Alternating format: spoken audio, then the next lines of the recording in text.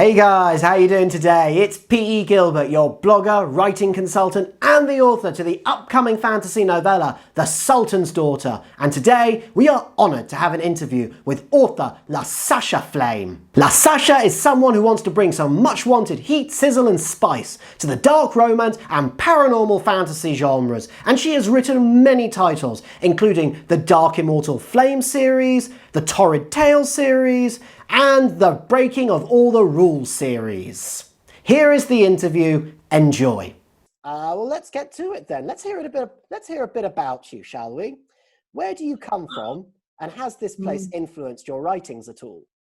Okay, I come from like a really small town. It's like maybe 30 miles south of Chicago.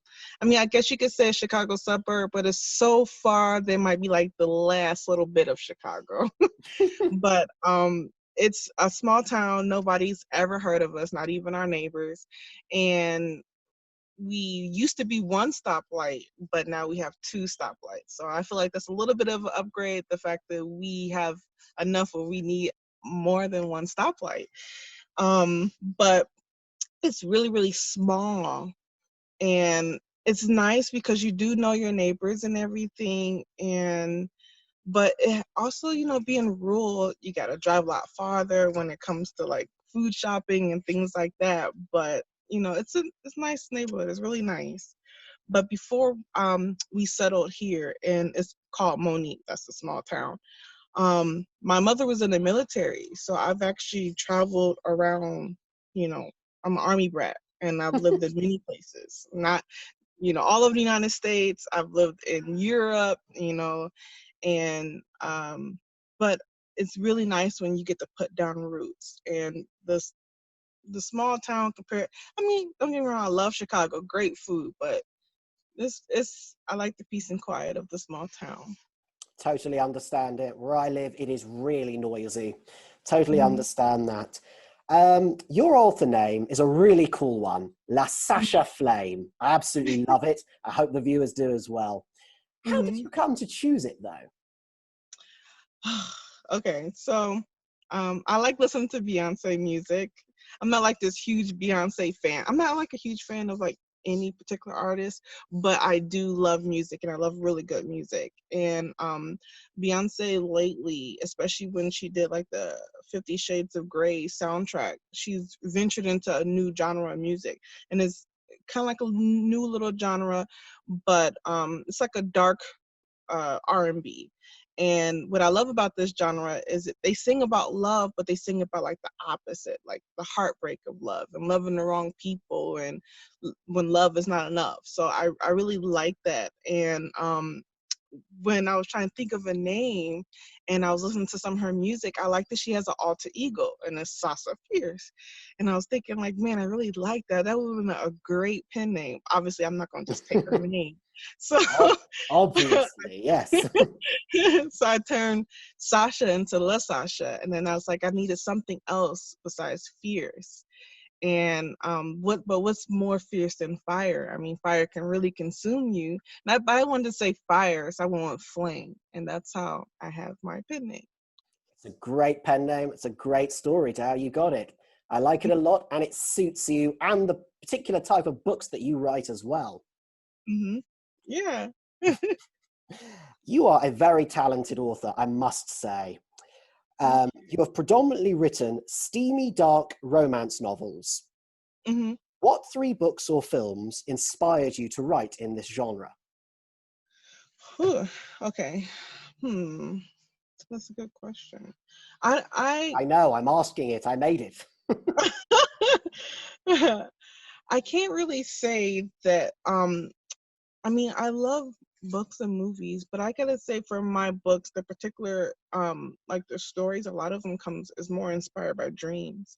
And maybe that could be indirectly influenced by like the books and the movies or whatever, but a lot of it's my dreams that I've had, and it's like a little kernel, and I just kind of like just build it. I'm like a snowball, you know. I don't, you guys probably have snow there, but the snowball starts out small, but the more you roll it, it gets bigger and bigger and bigger, and then you can make something cool with it, like a snowman or something like that. And that's just kind of like, it's like a little a dream, a little idea that blooms. I mean, trying to think if there's hmm, I mean, I guess yeah, I've been inspired by books, but I can't think of anything specific. No worries. Your dreams are more important, it seems, and they're better anyway than a lot of films and books. Who are we kidding? Right. You've also written some dark, erotic retellings of fairy tales. Which hmm fairy tales have you retold, and which ones would you like to retell in the future? Oh, okay. Well, I redid Beauty and the Beast. Beauty and the Beast is like one of my favorite fairy tales. So I think I've probably retold this same fairy tales multiple times, just in very little subtle ways. But I did an actual fairy Beauty and the Beast fairy tale retelling, and the book is called Behind the Veil. Is Beauty and the Demon. Um, I had a lot of fun actually writing that book. I did like a lot of research, and I really love like mythology and history, and I wanted to do a different um pantheon, Egyptian and Roman and Greek. They're like the real big ones, the main ones. So I wanted to do something a little different, and I actually went a little bit further back into like a ancient Persian type of mythology and things, and that's what really inspired me for my main character, Zach. Um, I do like the steamy, but for this particular book, for this particular book, I didn't do like it wasn't really uh like as much sex. I think there's only like a couple of sex scenes in this one, but I think more I mean the more important thing for this book is I really wanted to show um their love, developing more. I didn't mean for it to not be as steamy, but it's still good. I mean, it's steamy in different ways, I guess you can say. All I think it's steam is juicy. good. All steam. I still think it's juicy because, it's not just about falling in love, it's about being vulnerable. And that's really what it is when it comes to, in my opinion, when it comes to the Beauty and the Beast. A lot of the things, the Beast is like he's reserved and he's pushed off a little bit because, he has his own insecurities and things going on. And to be able to allow somebody to like you even when you cannot see like what's good about you is, I think that's like the real beauty of Beauty and the Beast. She's not the beauty because she's beautiful, she's beauty because she sees, what I'm saying, something great and something where everybody else sees ugly. That makes sense. It makes absolute sense. Well put. Mhm. I have another fairy tale retelling that I did kind of a little bit. I like Aladdin. That's my other one. Okay. And I did like a short story of like an origin story of the villain Jafar from Aladdin. I wanted to like my own interpretation of how did Jafar become evil, and it's not it's not. I mean, it's inspired by the Disney. They basically just have the same names, but I really did give Jafar his own, unique identity and his own story and his own journey. And it's like, what would make somebody break? Like, how can you somebody who, you know came from a good home and came from a loving family and had, all these great things, what could possibly make them snap? And this is in Jafar's book. It's called Birth of the Sand Viper, Origins of Jafar. It it really shows like how all these things hit him, and it really like, sorry for notifications, it really made him dark and twisted because he's fighting against evil, but in order to defeat this evil, he had to become something worse. So A good and guy gone bad, and the right, worst real kind. bad. He was real bad. Sounds great. But if people would that is just like the start, because Jafar will have his own book in my series, the Dark Immortal Flame series. This book would be book 2, and you really be able to see his complete arc of a little bit of redemption, I guess you can say, in a very unconventional way. That book is going to be really steamy because now that Jafar is kind of dark, he also has dark sexual fantasies too. So, Say no more. Let us read about them, please. right. In your opinion, what hmm 3 things make a brilliant erotic novel compared to an average one? You've already given a hint as to one point what it might be. What would you say is also needed? Um, that's a good question. I have, I don't know. I'm Fair just enough. gonna be honestly, because I don't really read erotica. I mean, I think what makes a great erotica, so I don't normally read erotica, but I do have some Normally. Normally. friends, Oh, right? right. Friends, yes.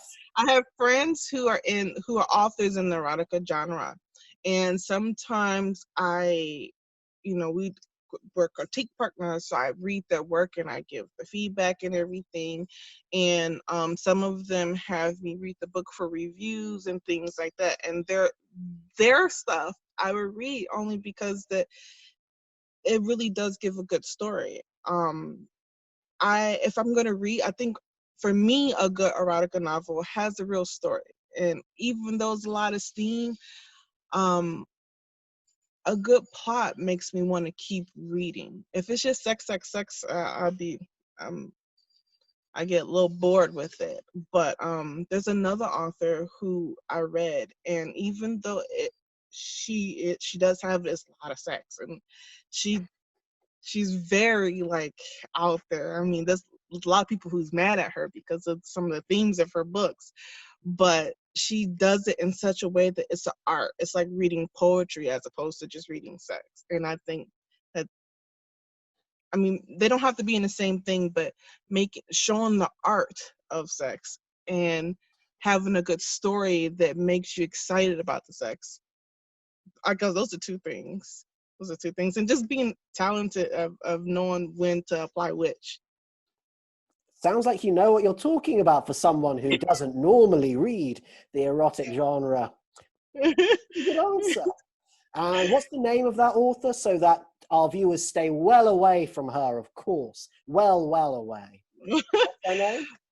So for the one who does a really great job of weaving a great plot, a great story that makes you want to keep reading in her erotica, her name is Pebbles Cassie. And the other one who turns it into art is R.J. Castile. Lovely, of course. Of Mm. course, we will stay far away from such authors and their works, of course. In your superb Breaking All the Rules series, your Mhm. main character, Caroline, is someone who was bought by a pimp at a young age and was raised Mhm. to be a submissive. I thought this Mhm. was a brilliant way to bring in one of the darkest and nastiest elements of the pimping Mhm. industry. What gave you the idea for this unique angle? Mm. Okay. But I think it's hilarious because you're like the first person I ever heard call Master Ben a pimp. Really?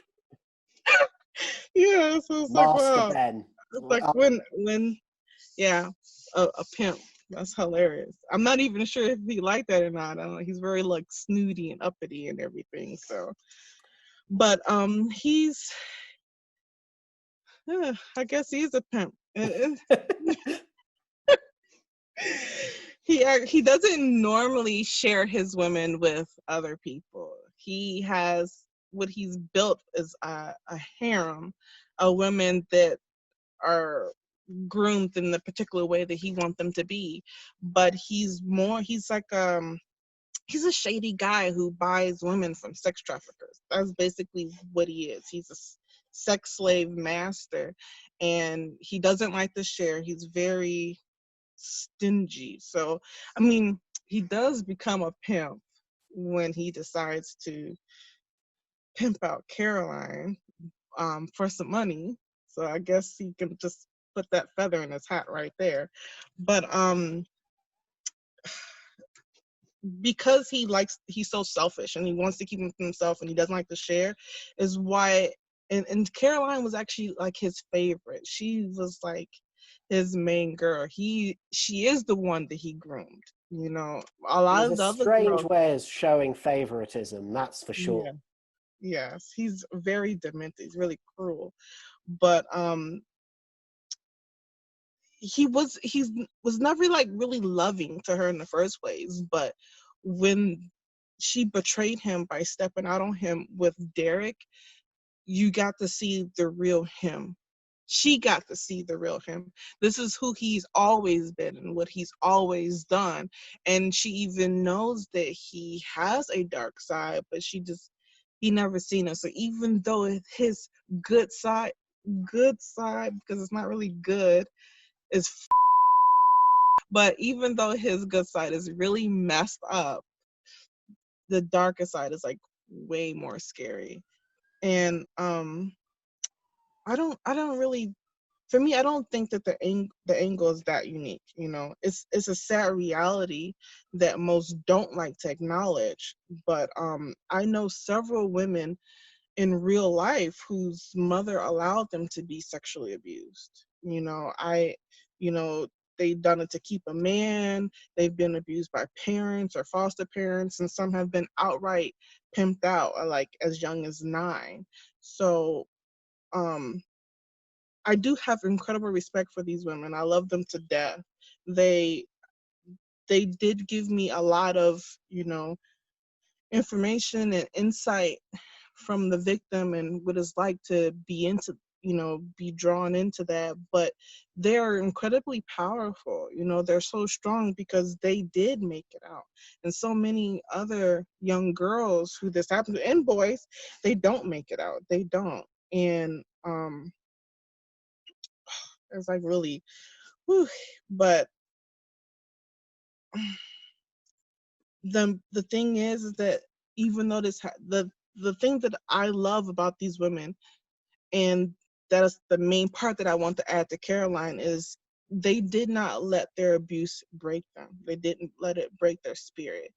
And that is even though everything that she endures in that book, she didn't let her spirit get broken. And when she did start to falter, we had Derek there to say chin up. But at the end of the day, the girls, what I'm saying, they came out, and it's a story that we don't get to see, because there are so many you know who don't make it, honestly. And it's really sad. It's really sad. But It is it, desperately sad. And I want to add that you do everything that you've said really well. Your Caroline is an inspiration to so many women in these mhm, positions. And, it breaks your heart just to hear you talk about this, let alone the reality of it. yeah, yeah. But I think one of the things is why I had to go so deep with Caroline, of making, for it to make sense for this man to have complete control over it, is um so it wouldn't be, so the plot would be real and I didn't have a plot hole. Because it's like, why would she take all of this? And the reality is you would think that there'd be family out there fighting for her, family trying to, get her out of the situation, and um or whatnot. But I believe that um making her grow up into it, because there's still sex slavery that happens today. There are children who are born into this. Even kids who are not born into it, they get involved in this through so many different ways. But I think in order for to show how that she is wrapped up in this so tight that she doesn't really feel like she has any other options, no other places to go, is for her to be born into this. And to create her backstory with her mother, was a master who had a breeding fetish. and this is a real thing. It's legit a real thing. Like, there are people out there who get off on getting people pregnant, and I've actually been approached. I was approached. Sorry, what That's did you just say? I that's must like have misheard that. using real life elements and everything. Yeah, I was approached by a guy. I think I was like 18, 19 or something like that. I was approached by this guy, and he wanted to, it was creepy, but he wanted to get me pregnant. And I'm like, Oh, you what? think that's creepy? Really? It's 100% creepy. It was just like, why? But I mean, I would think he can't be the only one. There have to be other people who have this, weird breeding fetish. So, you know, we're making real babies out here, but they just got the breeding fetish. They don't want to raise 20 kids that they've made by infecting all these women with their sperm. So that's why I just figured she'd just be sold off. Whatever. This is not the part that he wants, and you know, ugh, it's very. Ugh. But I interviewed a lot of people from both sides. I interviewed pedophiles. I interviewed, people who were child prostitutes. I interviewed people who, well, I didn't, not anybody with breeding fetishes. That one, that was my own life. I mean, I didn't do it, but I mean, obviously, but that, real life element was added into, and things like that. So it was really insightful. It was really insightful, It sounds. especially, yeah, especially when you interview like the pedophiles and everything, because then you kind of like learn their motivations by why they want to do that. Like, that's not something that you have like a real conversation. I mean, it's not normal stuff that people talk about. At least not that I know of, not open and wide. Maybe other people, but that all that information really helped me build these, what I'm saying, dark and heavy, plots and characters, and give them depth, because they are real elements from real people walking around in the world today. Yeah. Lovely, lovely souls, all of them. Lovely, charming people. Um, hmm when it comes to erotic fiction, hmm do you believe that any kink or pleasure, however perverse or twisted, like some of the ones you've just mentioned, it should be said, should be allowed, or is there a limit? Um, as far as like an erotic fiction, there might be something that's better to ask people who are more immersed in it, like what their limits is, because my limits are probably a little bit more shallow than theirs. But I personally do not kink shame people. I don't kink shame people. Whatever your kink I have is, never heard kink shame before. That is a new one. I mean, because people, they don't, some kink shaming is when you make somebody feel like they're gross or nasty because their kink is different than your kink. Whatever they're into, that's it. I feel like as long as it's not abuse and all parties have consented, whatever you want to do. If you get off on humping trees, I mean, maybe not the tree, because the tree didn't consent to that, but whatever your kink is, I personally do not kink shame. Not my vagina, not my business. I don't have anything to do with that. But when it comes to fiction, I don't believe in limiting it or strangling within, societal constructs, because it's fiction. It's not real. It's me. It's like, this is your opportunity to like really explore a make-believe situation out of curiosity, to satisfy that curiosity. And it's a healthy outlet, I think. It's fiction. It's not real. So I mean, yes, people believe that if it's in fiction, like movies or books and stuff, that if you indulge this curiosity, that people are it's not gonna be enough. They're gonna want to act it out in real life. But I say that if the person wants to do this in real life, they're gonna do it anyway. A book is never gonna be enough. It's that person who's is no matter how much you hide it from them, that might even prompt them to do it more realism because they don't have a way to express. Some of this stuff is we're just curious. We just want to know. We don't necessarily want to be a killer, but we don't mind reading the book from the killer's perspective of why he's doing this or something like that. So, you know, I I see don't your know. point. That's a really good one. It's just escapism. So just allow the people to be able to, you know, satisfy the curiosity. Don't kink shame them, whether it's sexual or not sexual, whatever they're whatever. As long as it's not hurting anybody, leave them alone. That's how I feel about Good attitude. it. Moving on to you as a person, if you could go back in time and speak to your younger self, a young LaSasha Flame, if that were her name, what advice would you give her about the writing process, and in particular about writing dark romance? Hmm. Okay, so I had a very unconventional start in the writing business. Um, I would have told my younger self not to trust not to trust and who is a godsend. I wish the people who were really there for me I would have found before I found the people who were not for me.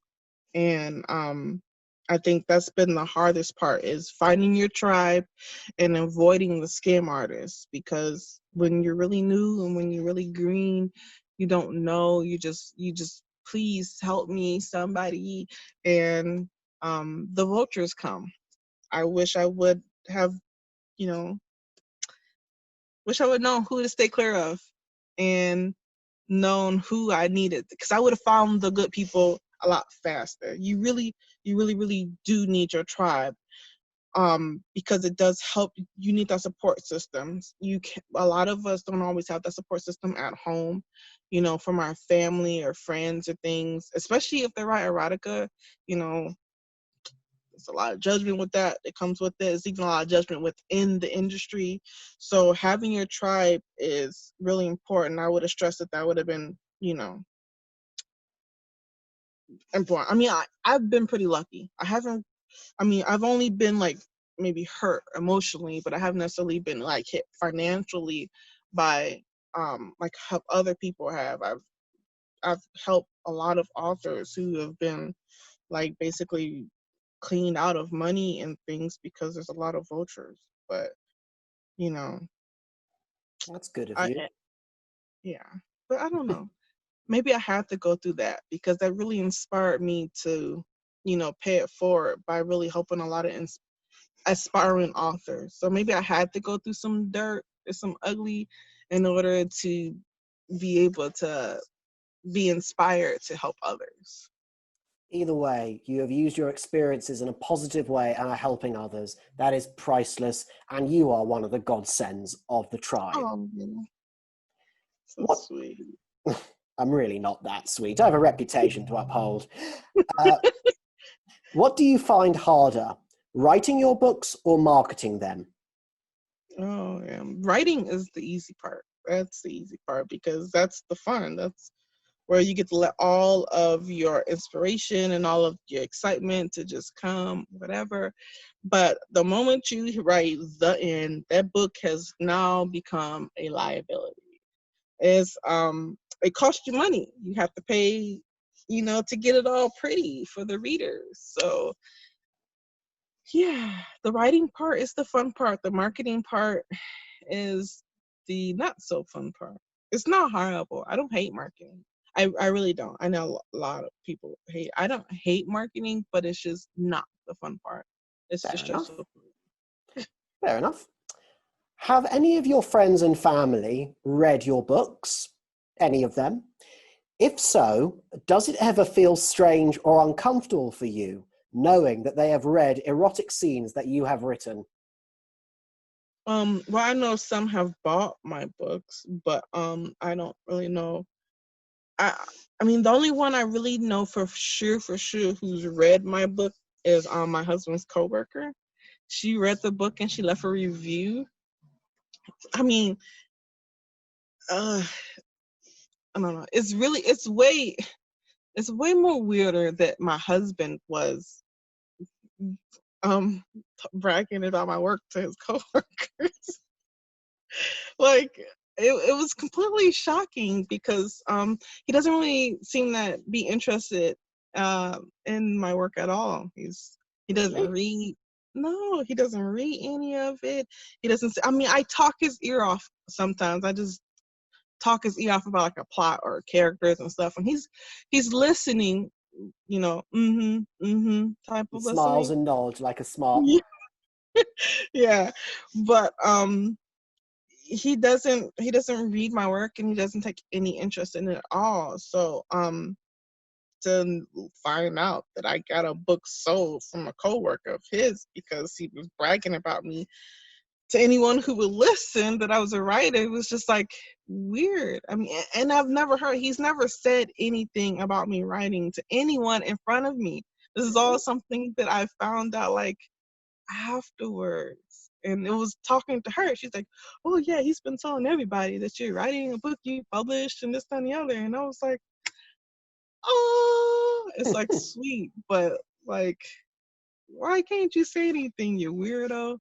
But You take that yeah, up with him. I can say that you are a fantastic writer. You write compelling characters and story arcs. Keep it up. You're really good. thank you.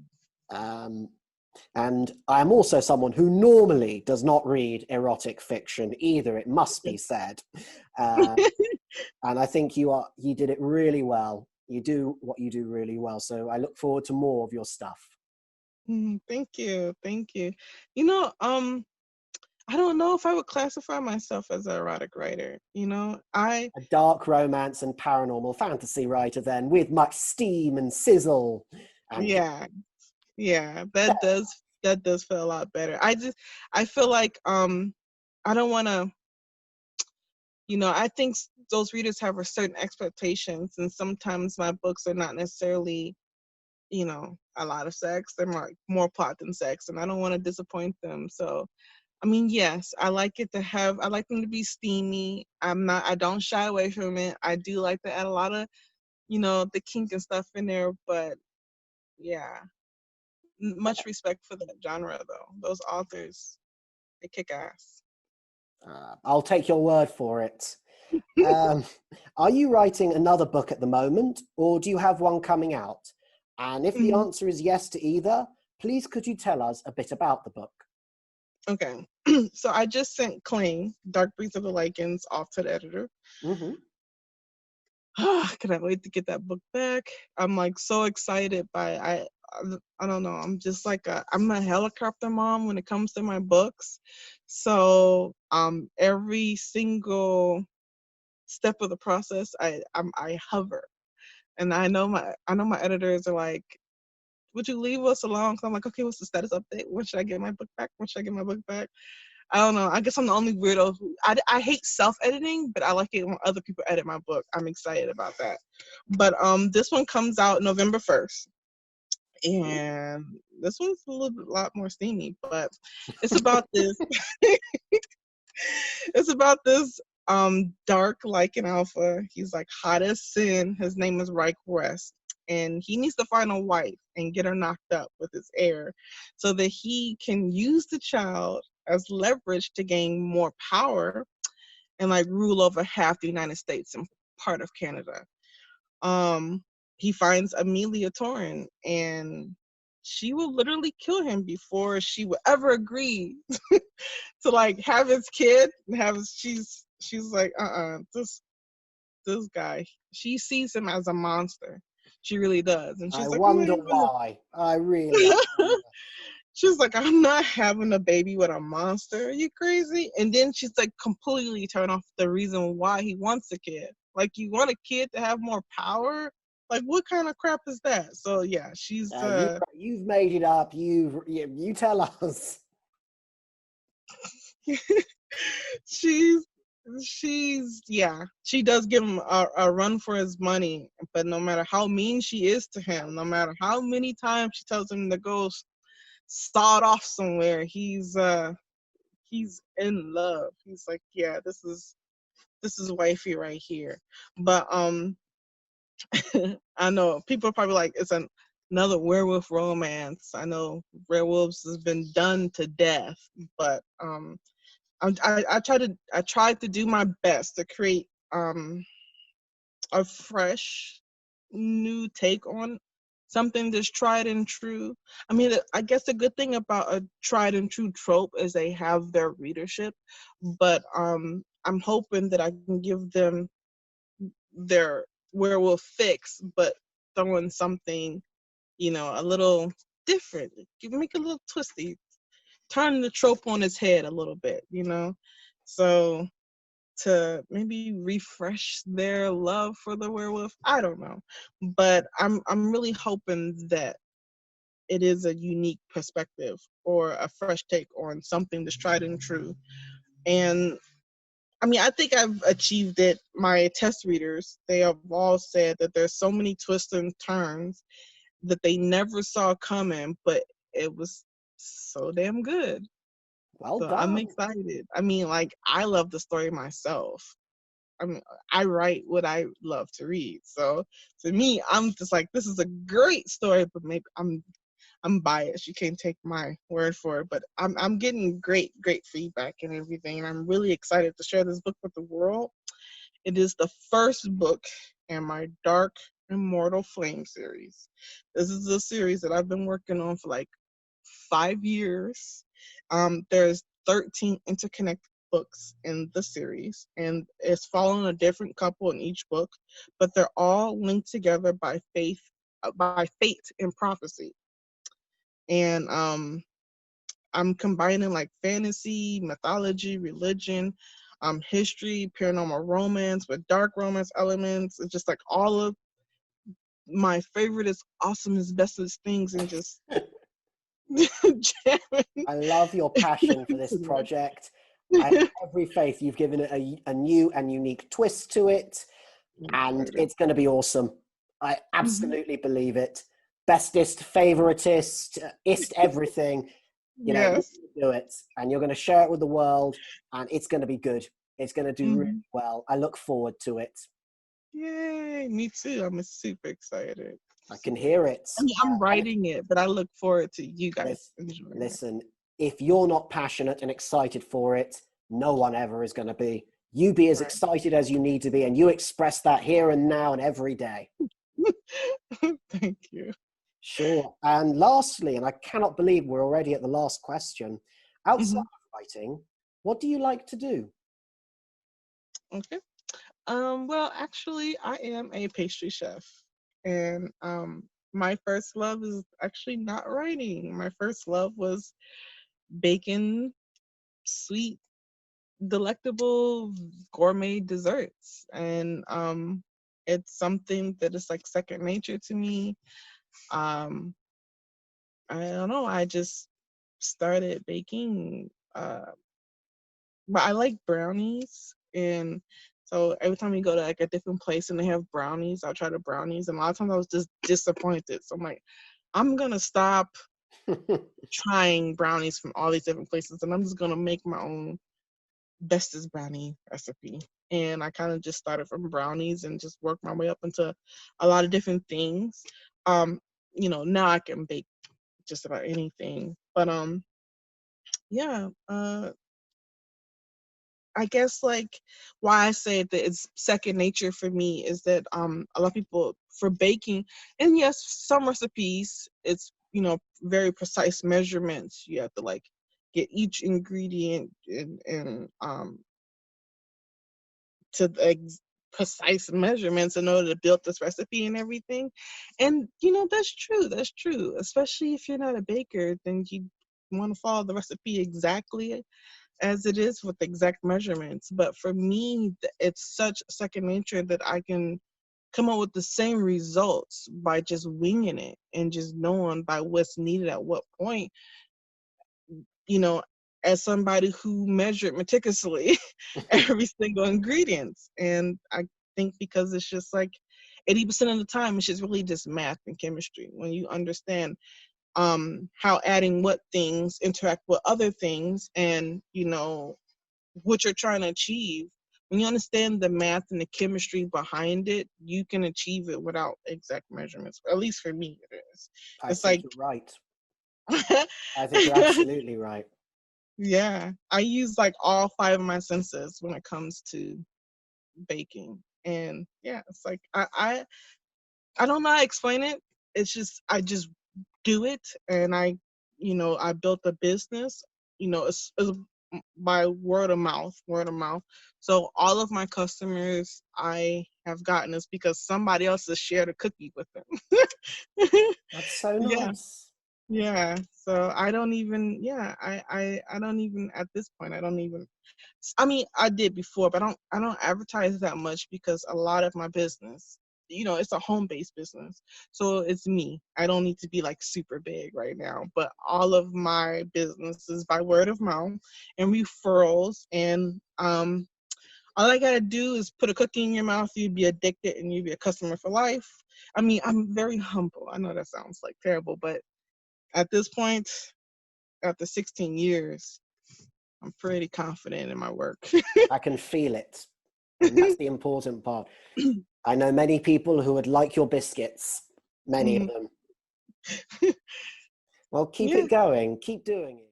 And that's all I have for you today, guys. Thank you for watching, and I really hope you've enjoyed this interview with author LaSasha Flame. Like, comment, and hit that subscribe button. Let me know what you think of this interview. And also, have you ever heard of the term kink shaming before? Also, I have left links in the description below for LaSasha Flame's books. She is an amazing author, and I really recommend that you check out her stuff. I have read the Breaking of All the Rules series. It is brilliant. Check it out when you get a few moments. I promise you, you will not be disappointed. Otherwise, come the 2nd of July, my debut fantasy novella, The Sultan's Daughter, is going to be released. I've left a link in the description for that as well. Check it out. Until next time, keep well.